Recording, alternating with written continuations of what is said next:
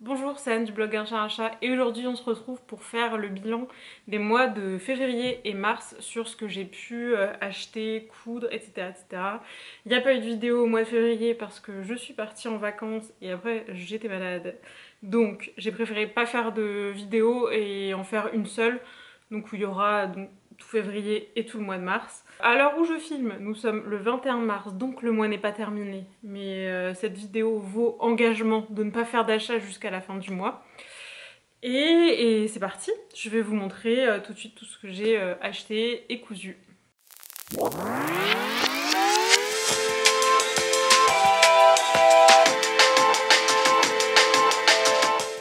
Alors vous vous en souvenez peut-être comme la dernière fois, j'ai mon petit carnet où dedans j'ai tout noté, les prix de ce que j'ai acheté, tout ce que j'ai cousu, etc. Mon premier achat, c'est un gros achat, enfin un gros achat, en termes de place, puisque j'ai acheté mon premier kit de blocage. Voilà, donc ça fait des années que je fais du tricot, mais j'avais jamais investi. Jusqu'à maintenant, je bloquais mes tricots à plat en les faisant sécher sur des serviettes de toilette, et en vrai, ça marchait plutôt pas mal comme ça.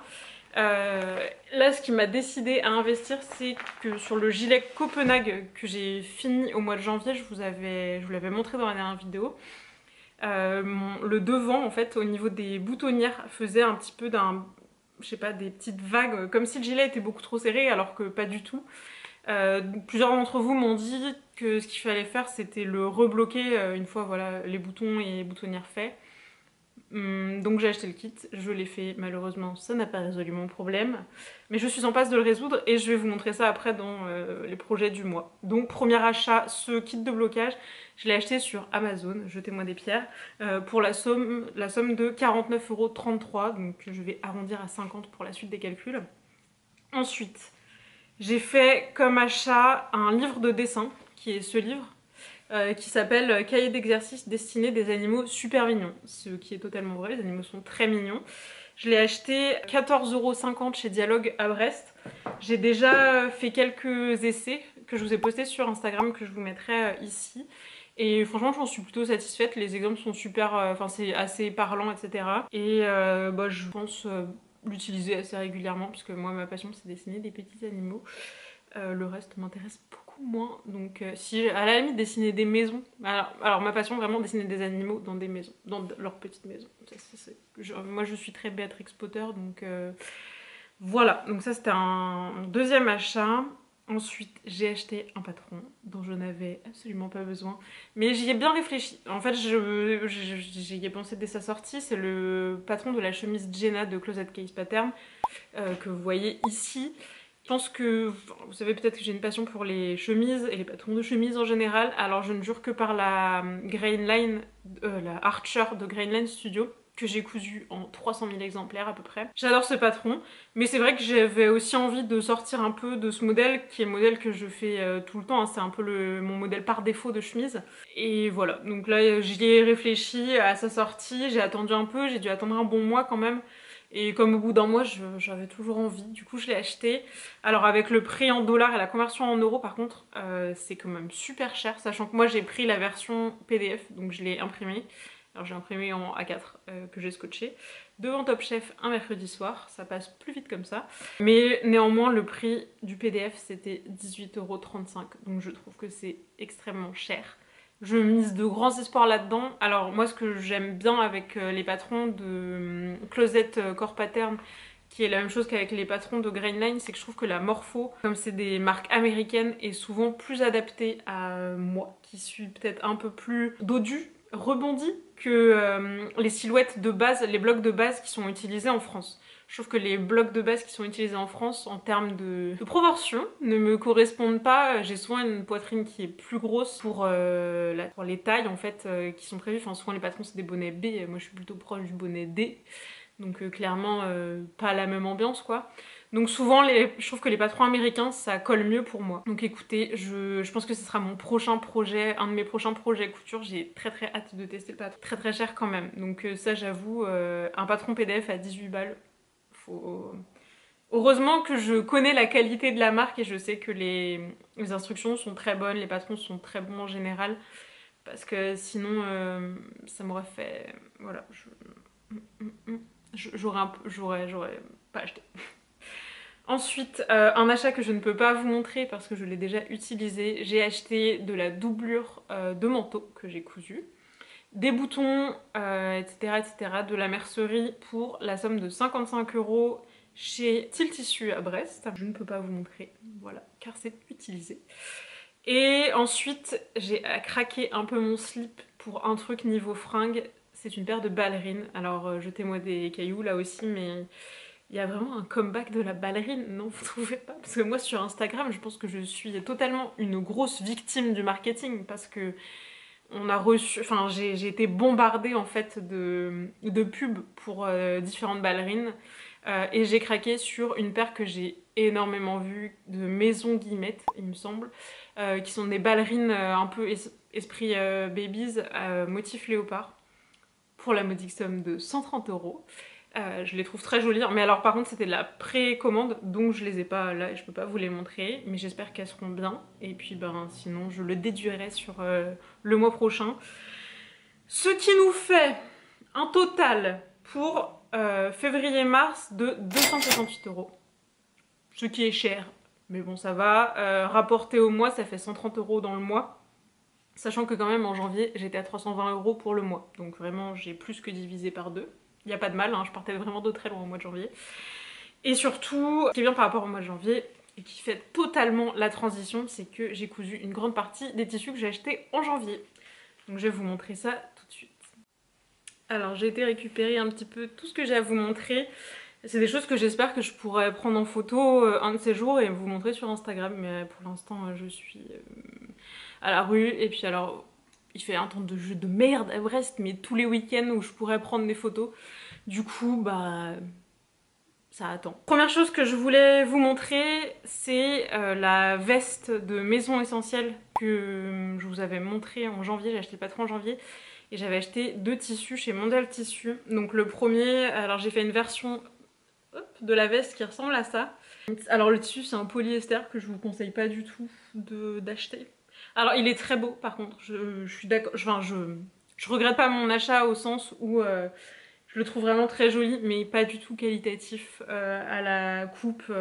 Il a même fondu à certains endroits au fer à repasser, alors que c'était pas non plus spécialement chaud, si vous voulez. Mais voilà, donc j'ai fait la version de base du patron. La seule modif que j'ai faite et que vous ne voyez absolument pas, c'est que j'ai fait des poches passe-poilées, des poches paysannes classiques, qui est que moi je préfère comme type de poche. Et ça c'était ma toile portable, parce que si vous vous souvenez de ma vidéo du mois de janvier, en fait faudrait limite la re-regarder tellement elle date d'il y a longtemps. Je voulais faire un espèce de dupe d'un manteau les petits hauts, quelque chose comme ça, un manteau blanc. Et j'avais acheté aussi un tissu blanc, et j'avais acheté ce patron là. Donc j'ai fait une première version léopard pour un peu valider les proportions, parce que je n'ai pas fait de toile pour une fois. Après la coupe était assez, la coupe du manteau est assez ample, donc j'avais pas non plus trop de doutes sur le fait que je passais. Et ensuite j'ai fait donc la version définitive en blanc comme ça. Aujourd'hui c'est un rare jour où il y a du soleil, mais la semaine prochaine ils annoncent un petit coup de froid, donc j'avoue que j'espère que j'aurai l'occasion de le porter, parce que je l'ai vraiment fini cette semaine, j'ai mis les boutons cette semaine et tout.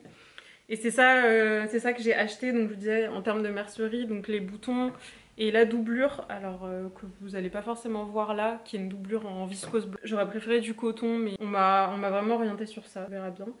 Et voilà, donc alors la différence avec la veste, c'est que les poches sont pas tout à fait au même endroit, mais c'est le pareil des poches paysannes. Et là c'est carrément rallongé en manteau, donc ça ressemble quand même un petit peu à ce que je voulais, enfin niveau inspi, je le trouve très joli. Par contre, j'ai des gros doutes sur mon achat de tissu. C'est un mélange laine viscose que j'ai payé quand même assez cher, voilà. Mais en fait, la texture, j'ai un peu des regrets au moment où j'étais en train de coudre. Parce que je sais pas si vous allez voir, en fait, si ça va se focuser, mais c'est un truc qui a un peu des moumoutes. Et déjà que c'est blanc, je me suis dit que je vais vraiment accrocher toutes les merdes, je pense.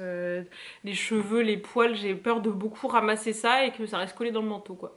Déjà que le blanc, c'est salissant et je n'ai pas une grande confiance en moi, enfin en ma capacité à rester propre, si vous voulez. Mais là, c'est vrai que quand j'étais en train de faire la couture, je me suis rendu compte que le manteau gardait vraiment tous les petits bouts de fil et tout. Donc je pense qu'il faudra faire bien gaffe où je m'assois, etc. À quoi je me frotte le jour où je décide de le porter. Qui n'est pas encore arrivé pour l'instant. Autre chose que j'ai cousu, c'est la chemise mélopée de M comme Marie, dont j'avais acheté pareil le patron au mois de janvier. J'avais déjà cousu la blouse Mélancia que je vous ai montré la dernière fois, que j'avais cousu dans le tissu cousette que j'avais acheté l'année dernière. Et j'avais acheté ce tissu là en même temps.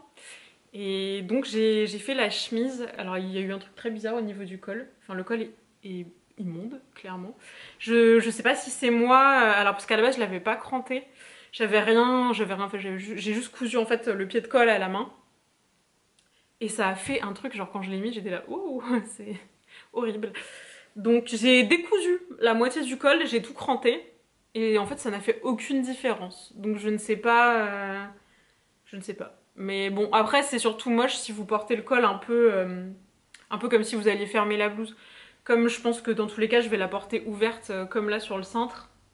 Je pense que ça ira et du coup bah voilà, en le tenant bien ouvert comme ça se voit pas que c'est moche si vous voulez. Alors niveau taille, j'avais décalqué du LL comme pour la blouse Mélancia, mais la blouse Mélancia, je sais pas si vous vous souvenez, en fait elle était carrément grande aux épaules et du coup je l'avais reprise. Je crois qu'en fait, enfin, pour des formes plus amples, je suis plus proche du L tout court que du LL, enfin du double L, enfin je ne sais pas comment on est censé dire. Toujours est-il que j'ai décalqué le LL mais je l'ai cousu avec des marges de 1,5 cm au lieu de 1 cm.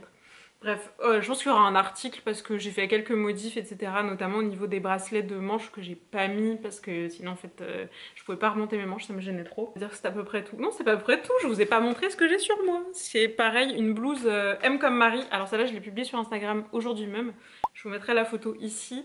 C'est la blouse Mes Essentiels, donc de l'e-book Mes Essentiels, qui est un e-book de pyjama, etc. Enfin, je vous en avais beaucoup parlé dans la vidéo sur les pyjamas, puisque je l'ai déjà cousu plusieurs fois ce haut. En fait, j'ai fait déjà une version à manches longues pyjama et une version en double gaze bleu pyjama, et j'adore ce haut. Et j'ai mis super longtemps à me dire que...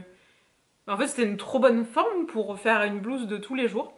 Donc là je l'ai cousu dans une viscose de chez Cousette que j'ai acheté, que j'ai peut-être acheté aussi en janvier ou en décembre, je ne me souviens plus. Mais toujours est-il que j'avais été un peu déçue de la couleur du tissu, parce que je trouve que ça faisait un petit peu beige sale.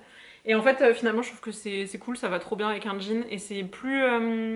ça fait plus relax que du blanc en fait, ça fait... Voilà, donc j'aime bien. C'est un peu plus neutre et moins violent visuellement.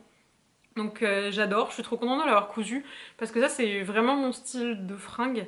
C'est un truc confortable, alors ça fait pas t-shirt non plus mais c'est assez confortable et la couleur va avec tout. Alors par contre c'est un projet... Enfin c'est sûr, moi aussi je préférerais coudre du Liberty tout le temps mais je me suis fait une raison. C'est pas ce que je porte et ça c'est totalement mon style. Donc c'est le genre de pièce qui est pas l'extase à coudre, mais quand je l'ai faite après je suis là genre ouais trop bien, un truc que je vais vraiment porter tout le temps quoi.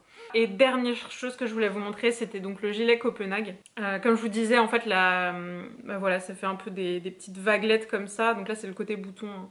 Mais c'était vraiment plus prononcé côté boutonnière.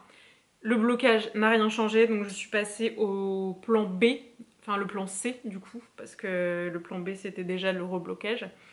Le plan A étant de ne rien faire, hein, évidemment. Et ça n'a rien fait, donc là j'ai acheté sur les conseils de certaines d'entre vous donc du ruban, de l'espèce de ruban gros grain quoi. Et bah, je l'ai cousu, voilà, je l'ai cousu sur la boutonnière, ce qui est long et chiant, mais efficace. Donc là, vous voyez, c'est tout droit, ça ne fait plus la moindre vaguelette. Et le problème étant que, eh bien, quand j'essaie de le fermer, en fait je me rends compte qu'il faut que je fasse la même chose sur le côté bouton qui lui bah, se déforme toujours en fait. Donc il faut que je retourne acheter du ruban parce qu'évidemment j'en ai acheté que pour un côté. Je m'étais dit que j'en avais besoin que pour le côté boutonnière et pas pour le côté bouton. Donc j'en ai plus. Donc il faut que j'y retourne et bah, que je procède de la même manière de ce côté là. Mais par contre c'est vrai que la différence entre avant et après, je sais pas si ça se voit, hein. Enfin vous voyez pas l'avant à quoi ça ressemblait. Mais clairement, là, la bande de... La patte de boutonnage, elle se tient hyper droite, ça n'a rien à voir. Donc, ben, si jamais je suis dans la même configuration, enfin ça m'arrive d'être dans la même configuration pour un autre pull, bah déjà je ferai pas la bande directe sur le pull, je la ferai dans l'autre sens. Mais en tout cas, cette technique marche très bien. Voilà.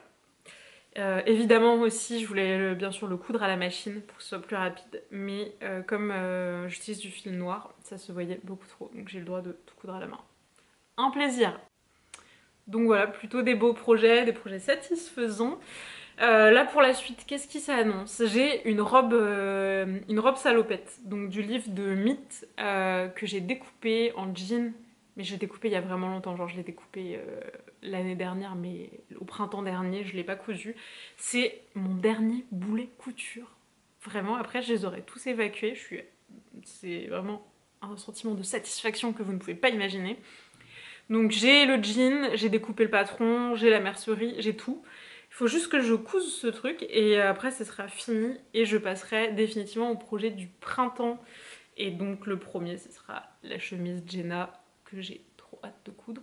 Avec un petit coton à fleurs que j'avais acheté l'année dernière chez Papa Pic et Maman Cou je pense. En tout cas c'est ce que j'ai imaginé. Alors je n'ai pas vérifié le métrage, ça se trouve ça passera pas, mais dans l'idée c'est ça que je voudrais faire. Et puis voilà, je crois que c'est tout ce que j'avais à vous dire. N'hésitez pas dans les commentaires à me dire les projets que vous avez en cours et puis pareil, vos derniers achats, les coups de cœur dans les patrons. Moi j'ai un peu regardé les sorties du printemps pour l'instant, j'essaye de me tenir un petit peu informée, mais j'ai rien vu qui m'a transcendée. Enfin en tout cas à part la chemise Jenna, j'ai rien vu que j'ai eu envie d'acheter j'avoue, ou en tout cas que j'avais pas déjà d'une manière ou d'une autre, donc... Voilà, je vous souhaite un bon week-end, une bonne semaine, enfin je ne sais pas quand est-ce que vous regarderez cette vidéo, mais un bon tout quoi. Et j'espère que tout roule pour vous, et je vous dis à la prochaine.